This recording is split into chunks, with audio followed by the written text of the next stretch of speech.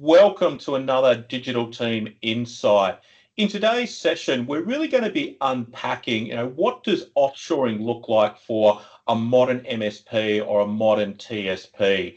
Offshoring's been around for many, many years, but many organizations are still treating that like they would 10 to 12 years ago. In today's session, we're lucky enough to be joined by James Davis. So James is the founder of TSP Advisory, and he's also the Director of Strategy for Channel Guru as well. So James has a rich tapestry of experience across the MSP industry, across a number of different roles. And really today we'll be providing some of his insights about what he's seeing in the marketplace today, about what's working with offshoring, but also what's not working with offshoring as well. So welcome along to the session, James. Thanks for having me back, Peter. I must have done okay last time to invite me back. This should be a fun session, I reckon. Yeah, look, I think it'll be a great conversation because I think, as we were talking off camera before, there's a lot of change that's happening across the industry as well. Many MSPs that have been in business for many years are really struggling with being able to make the change and keep up with what customers are really looking for out of a modern MSP, whether that's modern work capability, whether that's thinking about security, or we can't go without talking the AI buzzword. And the reality is that organizations are really struggling to adapt to what their customers need out of a modern technology service provider. And so what are you seeing across the industry at the moment, James? It's a huge variance. There's no outside of the average partner is not performing very well, and I keep using the industry average of 6% EBITDA, and 25% of the industry is running at break even or a loss. I'm forecasting, predicting we're just going to see that drop, and the average drop, and the number of break evens and losses to increase over the next year or two. That's the one constant. Then what partners are focusing on doing are very different. I've got the majority that I'd say are just lost and paralyzed, or the ones that are actually transforming, and we're probably 15-20% of the industry is probably on that side, actually executing on something. They're all doing very different things, and it is very much what you spoke about. It's either going heavier into the modern workplace side of things. It's the GRC and cyber security side. It's the automation, the system integration, the consulting, the technology expense management, you name it. People are finding different things based on their ICP, and they're working on different ways to add skills to that, because let's be honest, we don't have enough skills to go around, especially in the current businesses, to evolve into one of these sort of practices, let alone a lot of these partners are trying to do multiple practices at once, and that brings up challenges and opportunities off the back of it. Yeah, and look, I think it's interesting because one of the things I always look at is that stat that you called out around the average EBITDA of 6%, and the reality being that 25% of technology service providers today are actually underwater. They're actually not making any money, which means there's no free cash. And when you start to look at the P&L, typically in a services business, labour is the most expensive item there. And I think one of the approaches that we've seen is that, the legacy offshore providers have really focused on a cost driver. Many of them still go to market with sayings like reduce cost by 70%.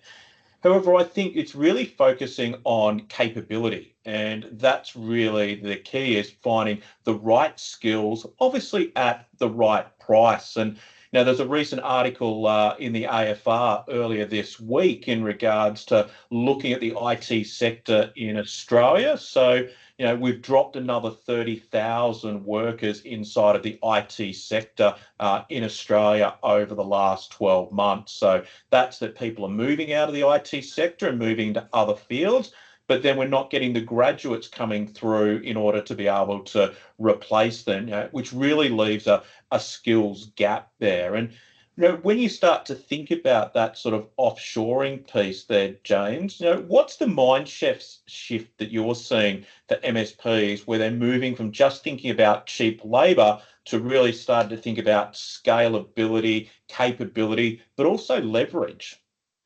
It's really interesting question and topic because being around the industry since 2011, we started to see offshoring sort of happen around those sort of times, probably a little bit earlier, but either that sort of outsourced through some of the RMM vendors or directly offshore with like the big telcos and stuff back in the day. So there's a lot of stigma in that sort of generation of providers that saw that it didn't work, but not enough people stopped to think actually why it didn't work.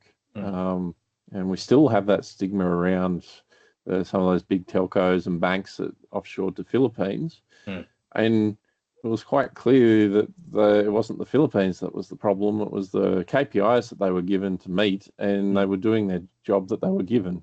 And we don't a lot of that generation still assigns the blame to the country rather than look at what actually happened. And so what's been interesting over that time is seeing the sort of leading partners that have went offshore early and had some success, and then sort of had that next wave behind them that embraced it, especially going into and around COVID, where they needed access to more people. They were growing faster than they could actually hire talent.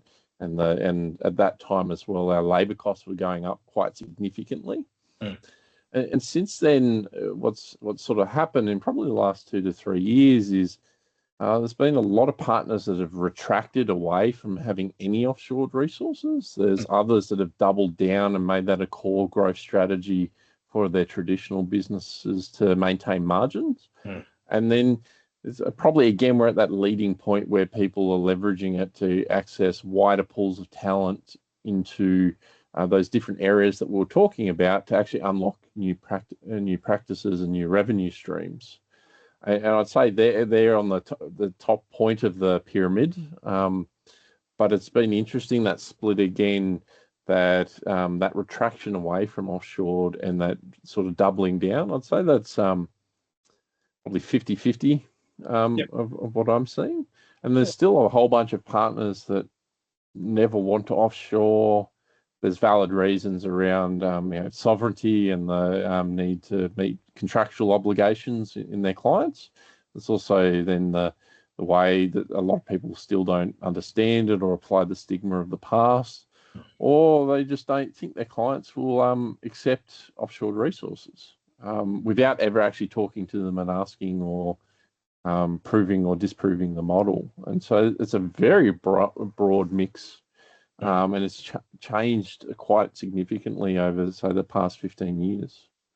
Yeah, and one of the things that we're seeing is that historically, when people thought about offshoring, they typically thought about that process-driven roles, and often the entry level, level one service desk style roles, maybe an L2, but really nothing beyond that. What we're seeing at the moment is, because the skills in Australia are so hard to find, people are now often looking for those higher end roles, automation engineers, for example, or specialist Fortinet skills, those skills that just are really difficult to find in the local market, are now starting to turn for those high end, like L3 and project engineers. Is that a trend that you're seeing as well, James? I am, especially in the sort of the mid-sized partners, because they've got enough volume of work to dedicate that. A lot of the smaller partners, I'd say, are probably immature.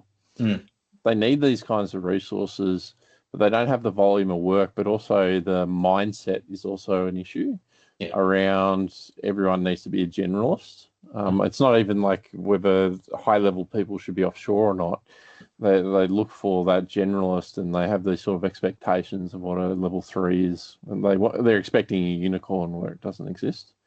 And so I'd say the more mature, smaller partners are starting to realise they can get more specialised, and then they'll get those specialised resources, and then they'll direct their focus on acquiring business into those core practices. And they're also then leveraging specialist partners to deliver things that aren't their core speciality, where a lot of the other immature partners, they want to control everything, and so they end up doing nothing. Yeah. But the real mid-sized partners are doing exactly what you're talking about. They can't get the resources here. They can automatically hire 2 or 3 people in, say, the 40net expertise. All of a sudden, they have a team with redundancy that can cover multiple shifts, and they're able to provide a much better service and starting to solve more problems because they've got really high-level people that are thinking about scale and how to do it in a repeatable manner rather than a traditional MSP that something breaks, we fix it, something breaks, we fix it, because they're having to look at innovative ways to manage their margins on the traditional services and be unique compared to every other Zebra that's an MSP out there. Yeah, and I think what I'm hearing is it's really that mind shift, that, it really, thinking about things differently, because I think, traditionally an MSP tried to be everything to everyone. In other words, their service catalog covered the entire length and breadth of that IT stack. And I think that's also led to the approach about the way that people have looked to resource as well, because I often describe in technology, there's two shaped workforces. IT, there's an I that goes very deep in one area and is a specialist. And then there's that T-shaped object which goes deep in one area and then broad across a number of different things. And that's traditionally what an MSP would look for, is that T-shaped object. But I think the reality is the technology landscape is so wide, it now starts to provide opportunities for people to differentiate through specialization. So, you can be an expert in one area and still have an incredibly profitable and incredibly high revenue business just in that one area. And it's interesting you point that out, because what do you think is that mindset shift for people to start to think differently, not only about their go-to-market, but also their labor strategy as well? That's a really good analogy, the IT structure of the knowledge and skill sets of people, because the mindset difference is, if you look at the average MSP, we all came out of break fix and then we turned into end user support and infrastructure management companies. That's the T.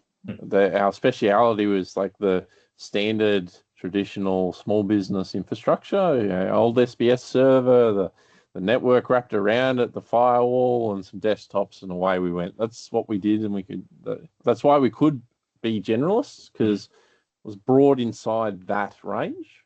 But the world has changed so significantly that the client's infrastructure, especially in the SMB space, is not like that anymore. It's so dispersed. We're actually talking about the application layer, and that's where it gets super complicated, just to be across, let alone having enough speciality to support. And that mindset shift is really, I'd call it the next generation, is whether they're starting up fresh or they're an established player that's looking forward into the future and they're understanding their clients' needs now, they can see that the world has changed and what we need to deliver in the core value has changed significantly. And they know, ultimately, whether they can articulate this or not, they know we're heading into the application layer, where traditionally we've avoided that in the traditional MSP space. We would provide the speeds and feeds. Here's your server, the network works. You're putting a new application on. There's enough storage space, and we can back it up. Away you go. Yeah. But we don't want to know anything else about it.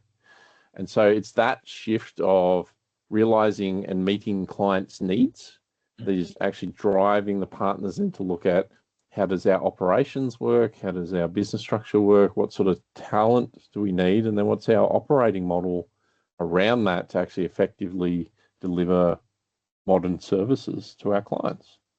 And I think that approach really moves the technology service provider further up the value chain in regards to the outcomes that they deliver for a business. And that's where they really become a true partner. It's Yeah. not just about things breaking and reacting and fixing those, but really how do they help move the needle forward for those organizations and have a seat at the table in order to be able to then use technology to drive better business outcomes. And I think that really, I think, ties back into then thinking about that skill and capability as opposed to purely cost, because I think for many MSPs and many offshore providers, they're stuck in that legacy mode of that cheap labor mindset and not thinking about, well, how do we use capability to move further up the value chain and fill a gap that we often have in our existing skills and capability. Very much so. And to be fair to a lot of the BPOs, they're responding to what the partners are asking for. Yeah. And looking, I've been doing my sort of stuff. I've realised I've been doing coaching, consulting, and advisory for 9 years now in the space, Mm. and we've hit that sort of point where I've been talking about this sort of stuff for at least 5 years. Yeah. And the changes that are going on, and a lot of partners are still stuck in their old mindset. So there's a market there for that cost-based service desk level people because that's how they're operating, but it's going to vanish, it's going to dissipate. And from a BPO perspective, and I know what you guys operate as, is the looking for what's in the future and the talent demands that partners are going to have. And like we said, it's only really the pointy end of the pyramid that are leading this sort of innovation around talent. But there's going to be a mass that joins it, whether it's the new next generation startups are going to grow and outpace a lot of the traditional providers, or the traditional ones will kick into gear and start to play catch up. That forward thinking on talent is from both sides. The BPOs need to be thinking about it, but the partners need to really start thinking about, well, what do I need now? What do I need into the future? And that's where I think a lot of partners there aren't thinking about that. They might sense that I need to change. They can sense the transformation. Maybe they half believe what I say. Maybe they're starting to see clients starting to request some different things, but they're not stepping back and thinking about this sort of strategically. They're just sort of reacting to demands rather than looking at obviously they can't plan for 10 years in ahead, but like even 2 or 3 years going, what's the current needs of clients and what I'm predicting and what I'm going to double down on, and then what sort of talent do I actually need to fit in there, and how am I going to make them set them up for success? Yeah. And look, I think a great example of that is the real shift we're seeing around automation inside of MSPs today. So, everyone's really focused on how they can do more with less. And there's a number of reasons for that. Some is around a cost driver perspective. Some is that people are trying to experiment internally before they offer services out to customers. But we often see that people go and deploy a tool set, whether that's Peer or whether that's Roost or any of the other platforms in market, but they often don't have that skill and that muscle, whether that's the DevOps capability, whether that's the Python skills that underpin products like Roost, or even deep PowerShell skills beyond just using commandlets to accelerate peer. And that's where I think, really thinking about that labor strategy and, where the organization's going strategically, it really becomes key, because I think often these business initiatives are really, well, when someone's on the bench and someone hasn't got any work, they'll then focus on that. Or, Bob's, used commandlets before, so we're going to give Bob a little bit of training, and all of a sudden he's going to be a PowerShell expert there. Is that something that you're seeing as well? Is that, people are really not really thinking about building that muscle, but, trying to actually do it while someone's on the bench? Oh, absolutely. Like it's a really good call out of how a lot of partners are looking at this sort of automation space. So let's forget about even that talent that we're talking about to deliver client revenue. There's been the talk of the town that AI is going to transform MSPs, but in reality, we're talking about RPA. Yep. And like you called out, most partners don't have any talent in that space.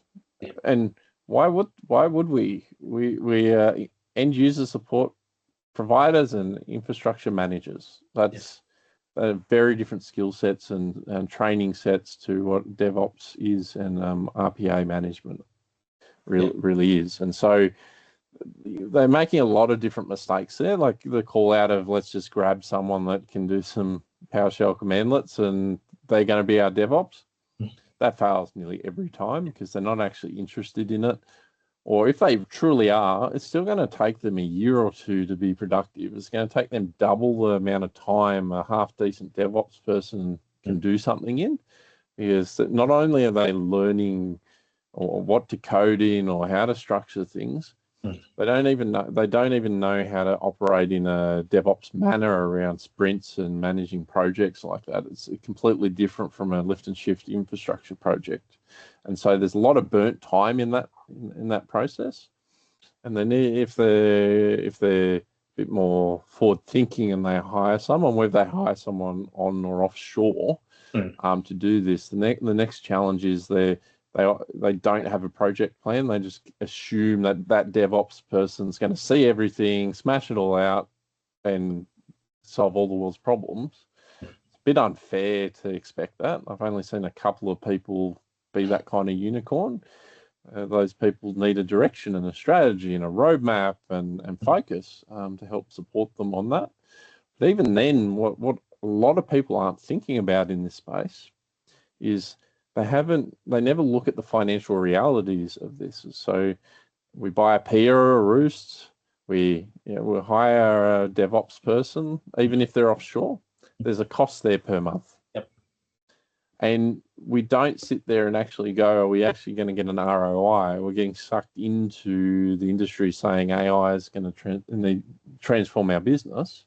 And I see even partners, once they get past those first couple of challenges, they hit a brick wall because they actually execute well on these activities, and then they end up automating a lot of this low-level work away. Starts to feel good, but then they look at their bottom line and they haven't realized any profit. All they've done is actually drag the profit down because they've had to hire a resource and they put another tool in. Yeah.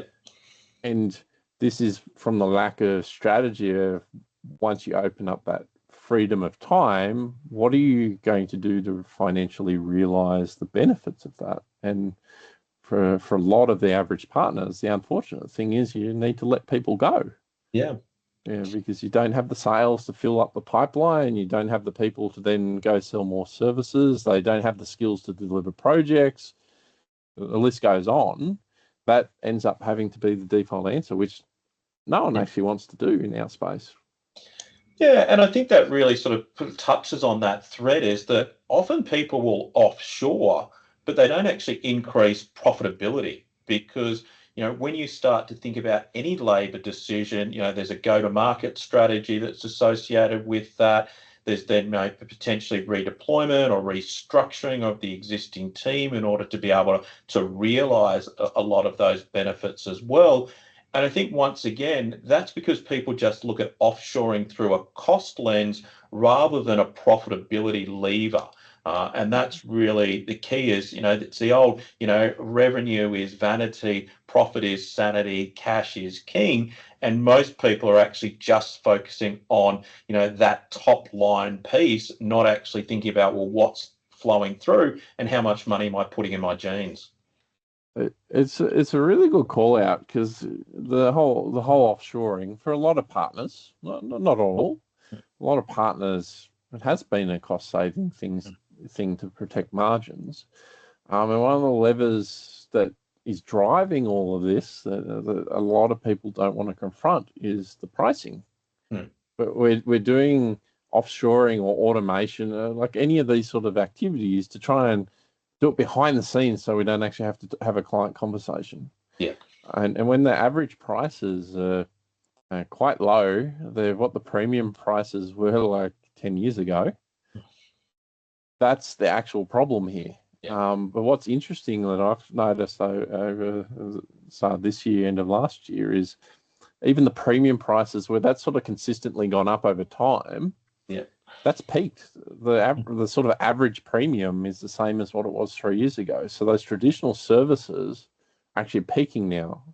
And so even those sort of premium providers that are transforming, the reason they're transforming is that they can see that those margins and those prices, they can only go down from this point.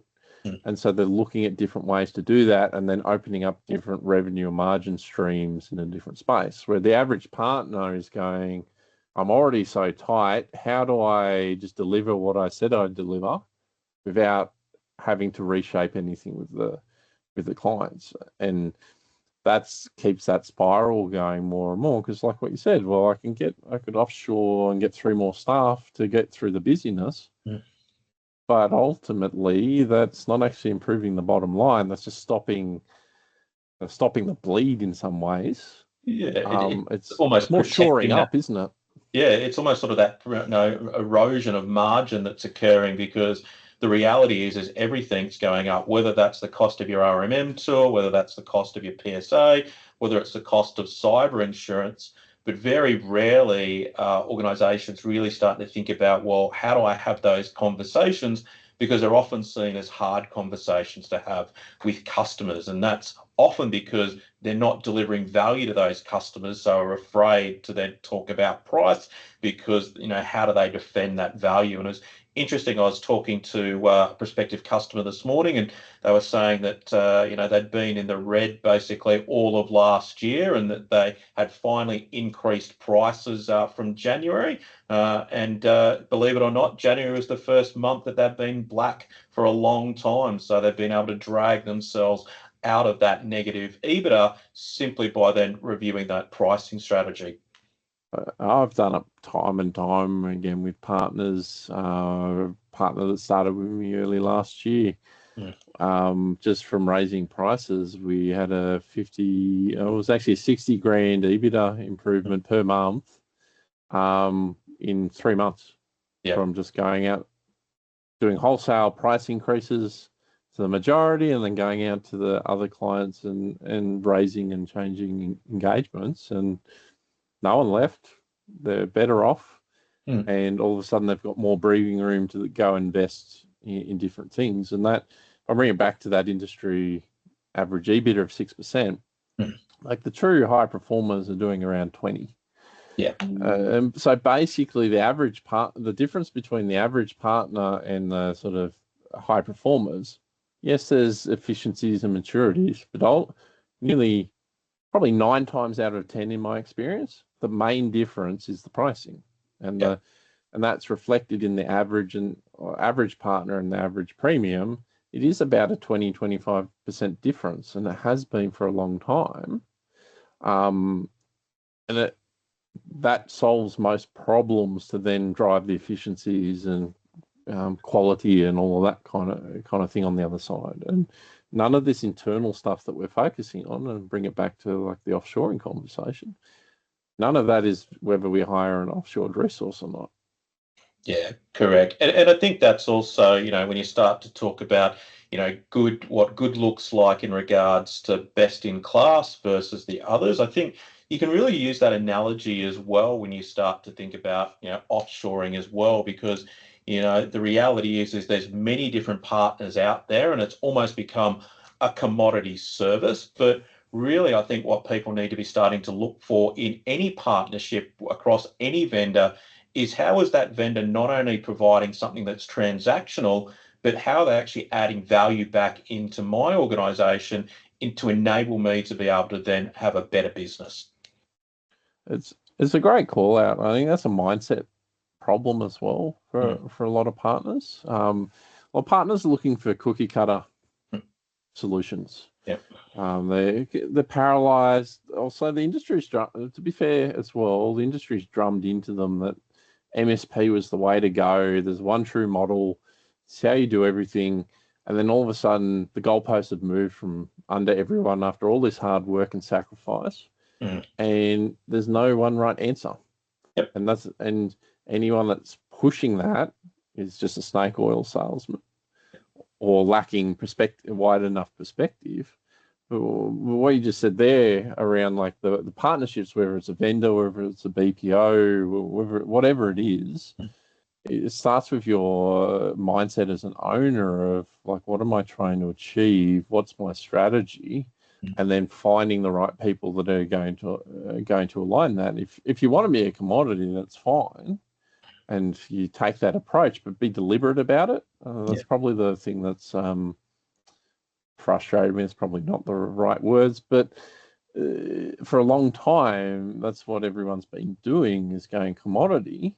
Mhm. But they talk about how they want deep relationships and deep partnerships. And so there's a contradiction right there. You can't be a commodity and be deep. It's one or the other.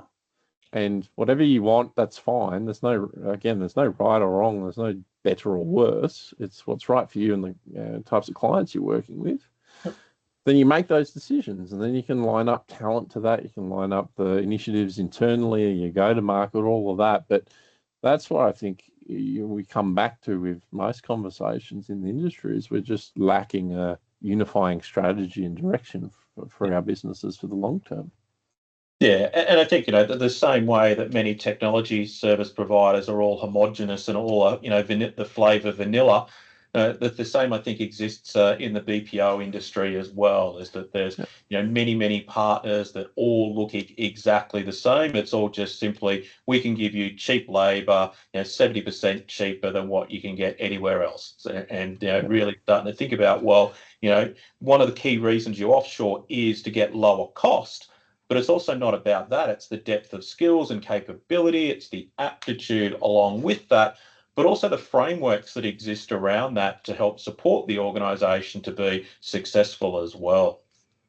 I, I've never quite understood the thought process with some partners with offshoring and the costs. Like, I get it with, we shift across, get like level people and get it cheaper, and we can build a bigger team. That's not what I mean about the cost mentality.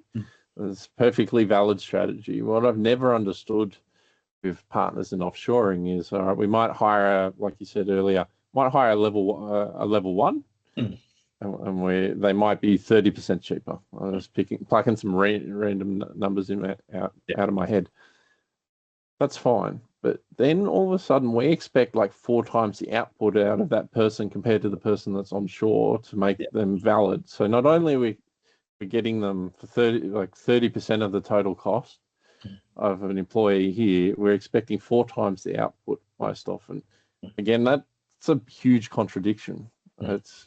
We should be expecting the same or a little less, Mm. not way more. And I've never been able to actually crack why that mentality is there. And hopefully one day I do. Maybe you've got some insights of what you think why that's the case. Look, I think the reality is across the technology sector, people are actually really poor at managing people across the board. And so there's often the frustration that comes out because, they're not having those conversations. And, I think one of the things we learned from COVID is the need to actually increase the amount of cadence and communication with our employees. And the same goes with offshore is, I often joke that one of our early customers, he was actually a mate of mine, and I helped him out. And he called me up after a couple of weeks of having a team member, and he said to me, "I just don't think this is working out for me." And here in the back of my mind, I'm trying to understand why that's not working. And then the light bulb moment went off. I asked him, "Well, when was the last time you spoke to your team member?" And he said, "Oh, about 3 weeks ago."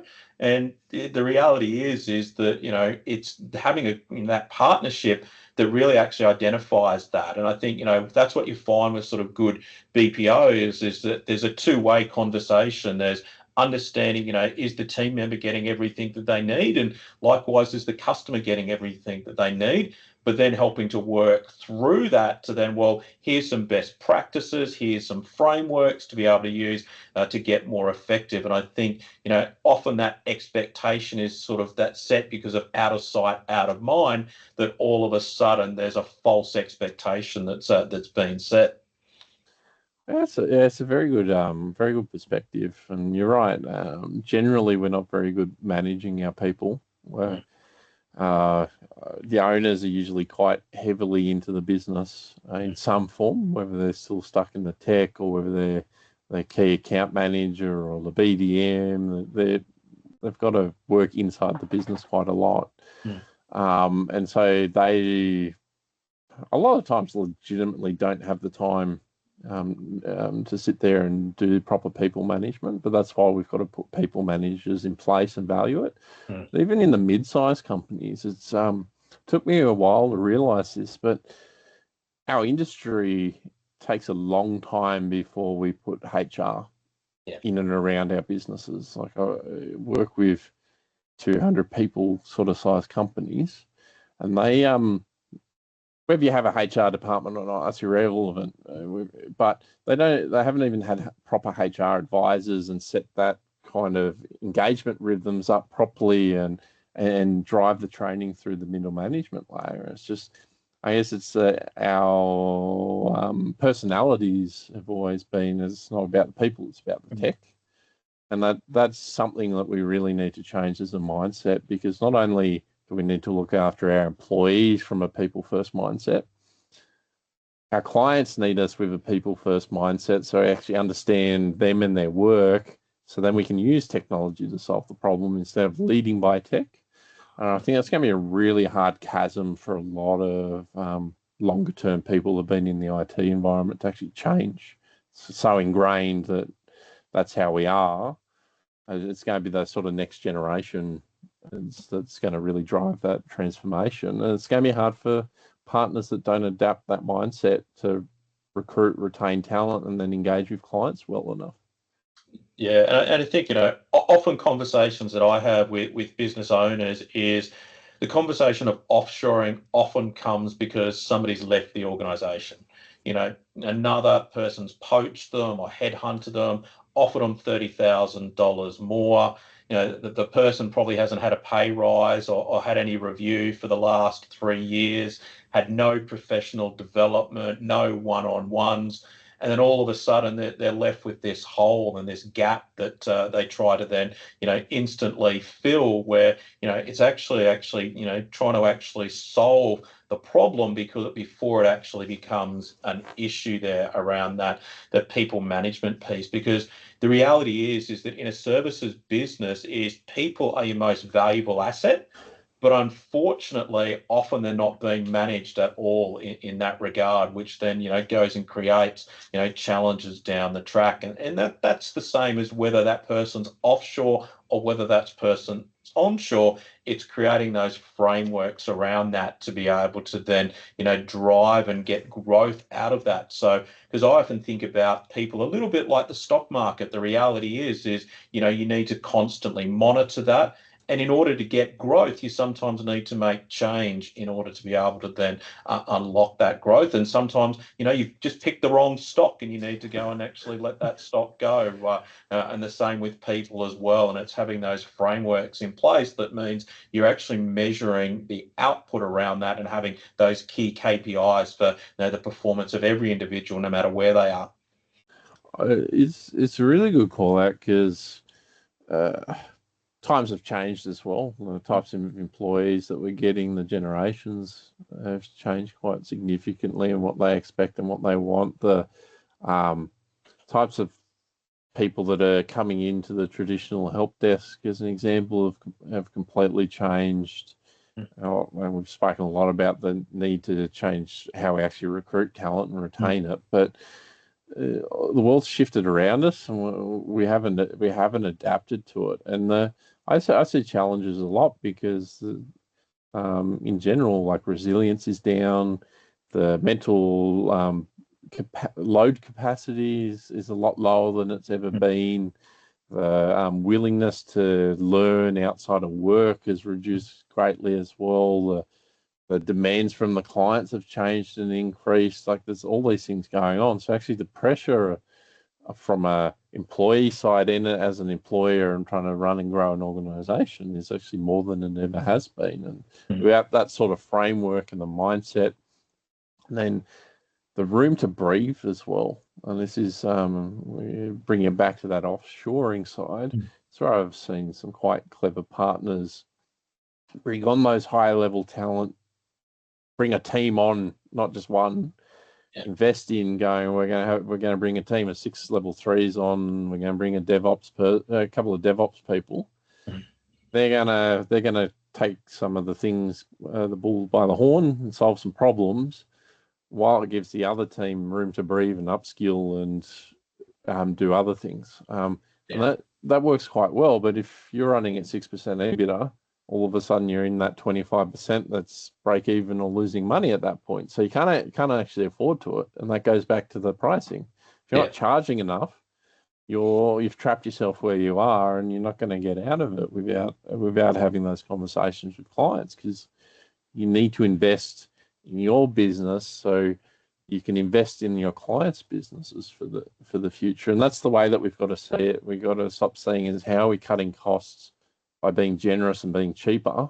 Mm.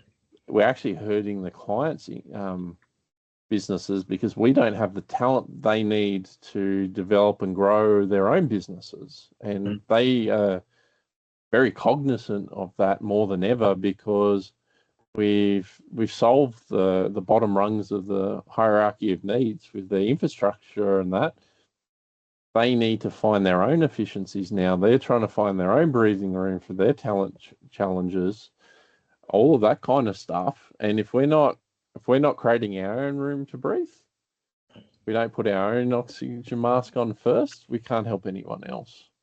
Yeah, and it's interesting. You sort of briefly sort of touched on that thread around, customer experience, and often that customer experience is driven by the engagement of the team members. And look, I've always had a very simple ethos: if you can delight your team members, they will delight your customers. And we help support that every single day. But one of the things that we've seen partners do effectively as well is to be able to solve some of those challenges. Is maybe they've got a great L2 engineer. They'd like to be able to move them into an L3, but they then need someone to be able to backfill them. So, then leveraging an offshore people strategy to be able to then create a succession plan for, those great team members that they want to make sure that they keep in the business, but also, giving them that mental headspace to be able to, change and adapt with the technology, because, the technology landscape's moving so quickly. But often employees just don't have that time to be able to go and sharpen the axe and stay up to date. So, leveraging that offshore people strategy to provide that effectiveness for the existing team. It's the most successful buy-in as well. When we're looking at it more holistically, if we go that sort of traditional, we'll bring in a team that will do the L1 service desk, or we'll bring in that sort of centralized services, or like more the traditional knock. We segment them out. They're their own little isolated team doing their own little isolated function. The onshore team doesn't really value it and doesn't really understand it. And it is at arm's length, so they only start to see the problems, not the benefits. Where if we have a strategy, if we have people more integrated, and then there's growth across the business there. There's the buy-in of why we're doing these kinds of things, and then being able to focus on the positives rather than defaulting to the negatives. And that freeing up and giving people room to breathe is an important thing, but it's also a scary thing, because it goes back to what we were talking about earlier around a lot of partners going offshore for higher level talent. I do see, especially when we don't have the strategy and clear direction, that bringing that higher level talent in actually threatens the current employees that aren't as good as they think they are. Yeah. And I'm saying it very brutally, but I see a lot of L3s that don't know a lot. They're just the most senior in the team. And then you bring someone with actual like networking skills and stuff, and the gap is huge. They become very threatened if it's not integrated properly. And that causes a lot of friction in a lot of different ways. And that's all because we don't know what talent we have, what their real capabilities are, what do we actually need, where's that person that's a level 3? Maybe they're not actually that great of a tech. Maybe they're just a good client services type person, would actually make a better technical account manager than tech. But we don't look at that sort of career path overall. And so we're doing things too isolated, and then we cause all these domino effects. And a lot of us default back to, oh, well, it's because it's offshore and they have the accent and they don't integrate. That's very often not the actual case. Yeah, yeah, and I think the skills piece is key because I think often technology service providers really struggle with those modern skills. So whether that's Intune or Autopilot or Azure Sentinel, just those core infrastructure skills, and that people strategy is really key. And look, we've spoken about sort of people because obviously that's the core of any services business, and often that's also one of the mistakes that people make when they're looking and working with traditional offshore providers.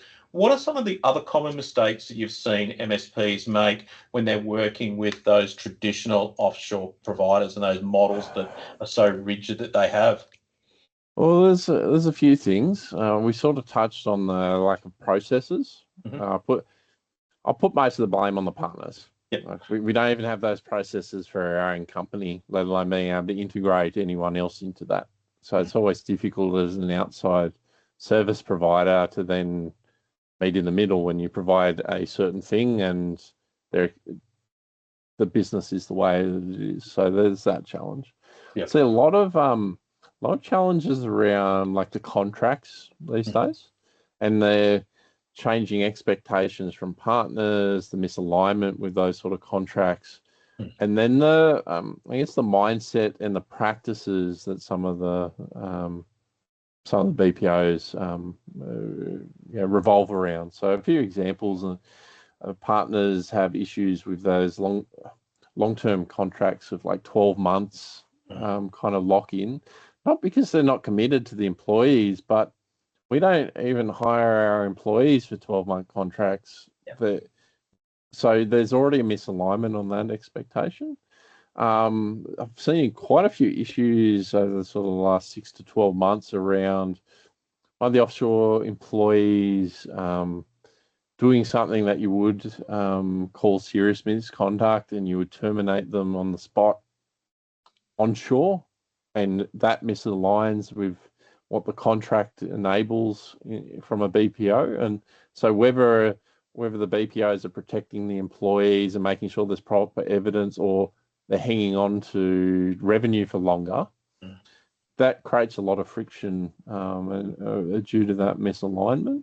And a lot of partners are starting to get caught out because of the contracts and the jurisdictions that are being applied as well, especially as there's more compliance, there's more sovereignty requirements deeper into the supply chains. They've got these offshore companies where they might have the jurisdiction with the engagement is in Sri Lanka as opposed to Australia. That starts to cause more issues, and it's not something people thought about initially, but it's becoming more and more of a thing that's important. So really it's around that sort of the contractual obligations, the engagement processes, and then the expectations of what people are actually walking into.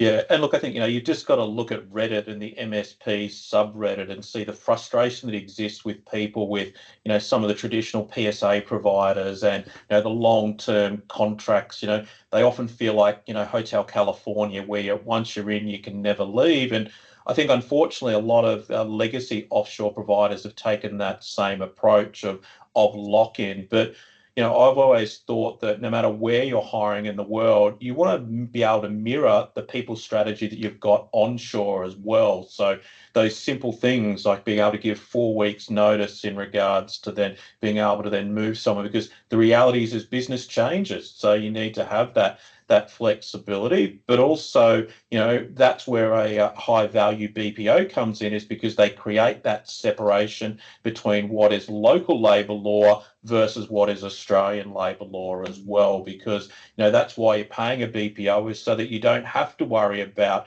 all of the statutory compliance and other things that are associated with that, and really just focus on your core business rather than becoming a labour specialist in whatever offshore market that you happen to be working in. And it's the sort of ongoing engagement as well. Like there's a lot of good BPOs out there that are very upfront. They can probably do a bit better around like integrating the details and taking it out of the contract. And what I mean by that is actually operationalizing it. Like if there's just as an example, if we've got a termination process, we'll actually document what the process is and hand it over to the partner, because they don't have anything tangible. The contract isn't a good form of operationalization. But also what I'm seeing in a lot of partners as well is they're questioning the value of the engagements. So there's originally, when everyone hired offshored people, it was all expected to be in the centralized offices. That was how it was all set up. But now there's more hybrid, there's remote, and a lot of BPOs haven't adapted to that still. They still charge their full service fee, but they're not providing a desk, they're not providing a lot of the stuff, and they're not adapting to it. Let alone are they actually engaging with the employees and being that intermediary and providing value. There's a lot of partners that are questioning that, quite rightly so, with how big the BPO fees are. And we all know everyone's got to make money. And so the regional partners will sit there and go, you need to make money. But if we're paying as much in BPO fees, or 50 to 70% of BPO fees, as much as we're paying the employees, there's a real big imbalance there.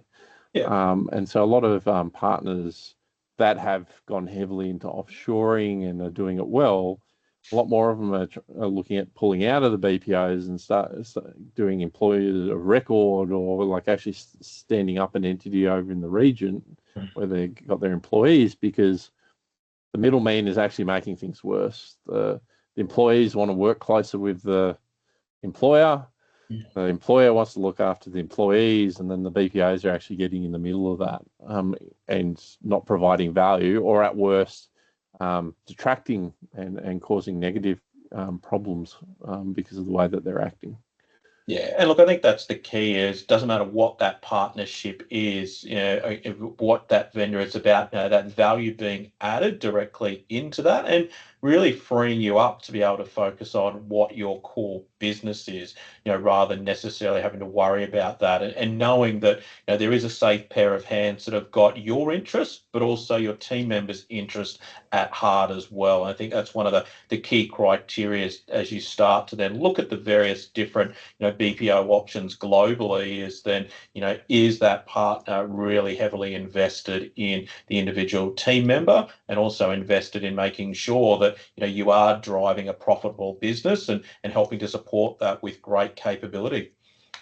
And to be fair, a lot of partners are still immature and they don't know what to ask and have those conversations, and their expectations are just completely misaligned. So the first thing I always say is go actually reset with your BPO and actually understand how everything works properly. Now you've been doing it for a bit longer, but past there, then you make other decisions. And I think the biggest thing that I see, not that people are doing it maliciously, but I think the biggest impact's actually to the employees more than anything, and where that can get lost in this sort of maturing journey of the industry and the engagements with the different BPOs. I would call out to a lot of the BPOs that got to think about the human element. And yes, we need to make money, but that's actually the reputation, and you're damaging it in a different way. It's different when the partner's completely mature and unrealistic, but there's a lot of reasonable partners. I think it's not meeting the modern needs, and it's not meeting the modern needs of the employees. There's ways to make money without those sort of overburdensome traditional ways of locking people in, and the way that contracts and stuff work. Yeah, look, I always think that contract's something you keep in the top drawer for when something goes wrong. But the reality is once you've pulled that out of the top drawer, it probably means there's a bigger problem there. That relationship and dialogue with the vendor is broken down, and when you start to then lock people in with contracts as opposed to what's fair and reasonable for everybody in those situations. And I just go back to the prime example of that is, like, if there's serious misconduct that the partner has clear evidence and is following the right process, and you're trying to get them to hang on to them for another 2 or 3 months, or pay them out for 2 or 3 months, is a bigger problem. That's the ultimate example of getting things wrong, I think. Yeah, and look, my view is, people will do silly things. Doesn't matter whether that's person's in Australia or whether that person's offshore, but you're then wanting a partner that helps support you through that process there. So, be able to do all the hard work and be able to support that immediate termination, and then be able to understand what went wrong and what needs to be done differently, not just drag it out because my contract said, 12 months and you need to give minimum this, minimum that in regards to those sorts of things with that. And so that's, James, has been incredibly insightful for people, I think, as they start to think about, there are a number of different options available globally for providing offshore services. But if there was one thing that you wish that every technology leader understood about offshoring today, what would it be? I think we still need to break the whole banging the two concepts together of offshoring and outsourcing.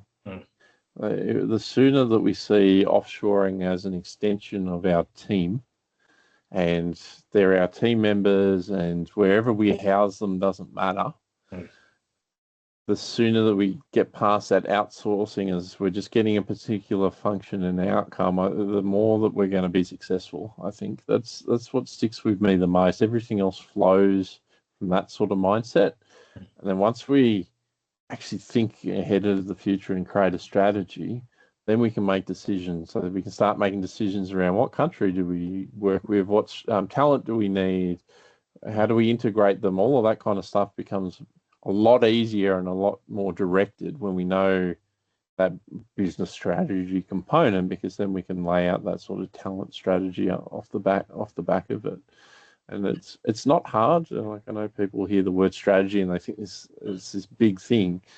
It's not. The simplest strategies work, but you need to work through a lot of that thought process. Who are our clients? What are our coverage hours? What talent do we need? What are we going to add in the future? And then you can make it succinct, and then all of a sudden you can make a lot clearer decisions on what's right for your business and who's the right people to actually work with and partner with.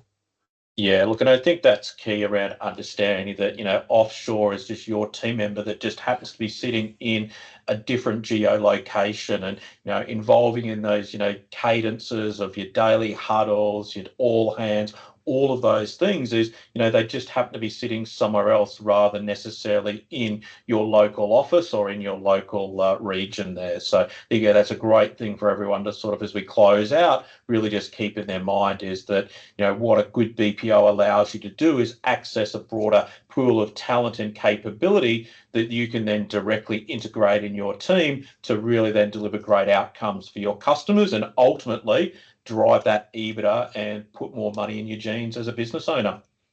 Yeah, it's not rocket science, but we make it harder because we focus on a bottom-up approach reactively. Flip the script, everything becomes a lot more simpler in a very complex world.